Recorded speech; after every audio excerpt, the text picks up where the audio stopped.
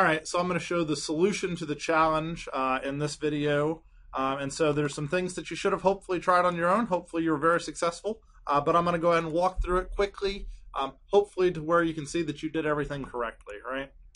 So the first thing that I wanted to do is I wanted to get my modal ready. So what I'm going to do is I'm actually just going to copy the insert quote modal. So there's an insert quote modal. It's going to copy that whole thing. And I'm going to paste it, and I'm just going to kind of go through line by line and fixing it as I go, right? So the first thing is insert quote modal. I've got to update that to the word delete. For the screen readers, it says insert quote. I'm going to have it say delete quote. So being good about accessibility is important, but admittedly nobody will see, I guess that's the keyword, nobody will see those words, but it's good to change them. Next thing we want to do is there's a title that says add movie quote. I'm just going to have it say delete movie quote. There's my form, which says insert quote as the path. I want it to go to the path delete quote. So that doesn't exist yet, but we'll make that next time. Other things look fine. It's got a hidden input for the entity key. That's actually good. That's just what we want. It's got a modal body with a bunch of input elements on it. We don't need that modal body at all, right? So we just don't need it. Instead, what we need to do is we need to put some type of "Are you sure?" message. So I'm just going to say, "Are you sure you wish to delete this quote?"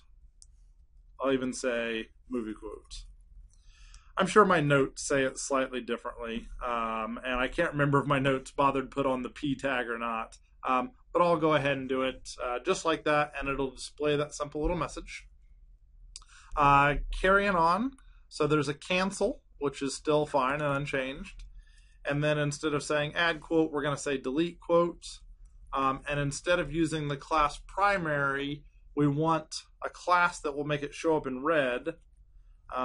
If you were able to find that class, it was danger, right? So you have to go look at the Get Bootstrap website. You have to go to the CSS area for buttons, and it shows you the different colors you can use. Danger makes something show up in red. You could have also looked in your page. The X one has a danger class on it as well.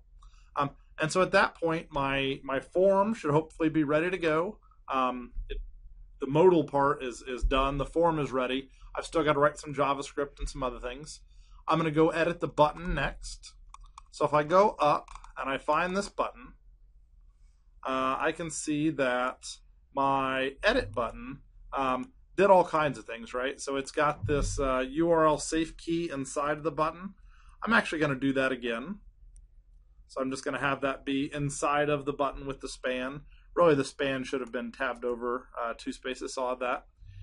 The edit button also launches a modal, so I'm going to do that as well. Instead of the insert quote modal, though, I'm going to launch the delete quote modal. So now that should launch the modal, which is good. It has the URL safe key inside the delete button, but there's no JavaScript yet, right? So JavaScript is the next thing we're going to have to add. And actually, speaking of which, you can see that the edit button had an extra class in here called edit movie quote. So I'm going to add a class to this one called delete movie quote. And that's going to help me in JavaScript find these things so that they can actually be found and do stuff, right? So at that point, I've got my modal done, check. I've updated my button such that it includes the key, has a class, so it should be all set. Next thing I want to do is I want to go to my JavaScript. And the things I want to do here are similar to what edit did, but not quite as complex. So what I'm going to do is I'm just going to copy this guy, paste him right below, and start modifying him. So I'm going to change the word edit to the word delete. So it's going to look for delete movie quote buttons. And what he's going to do is he's going to look for not the insert quote modal, but instead the delete quote modal. He does not need to change the title or the button because he's not getting reused. He will not be displaying a quote or a movie. He does need an entity key. That's good. And so he's going to have to set, not on the insert quote modal, but on the delete quote modal, the input that says entity key, its value is going to be entity key, and then there's no reason to bother say property disabled false, because nobody's changing it, right? It's just always there.